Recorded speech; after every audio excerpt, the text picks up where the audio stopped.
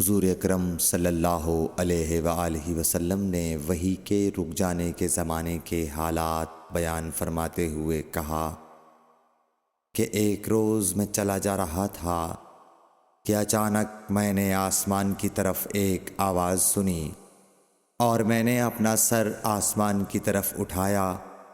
کیا دیکھتا ہوں کہ وہی فرشتہ جو میرے پاس غار حرا میں آیا تھا وہ آسمان و زمین کے بیچ میں ایک کرسی پر بیٹھا ہوا ہے۔ میں اس سے ڈر گیا اور گھر آنے پر میں نے پھر کمبل اوڑھنے کی خواہش ظاہر کی۔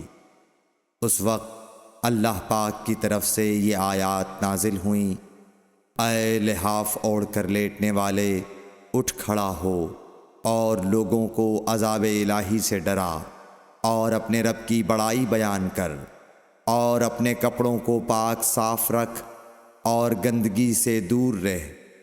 اس کے بعد وہی تیزی کے ساتھ پے در پے آنے لگی۔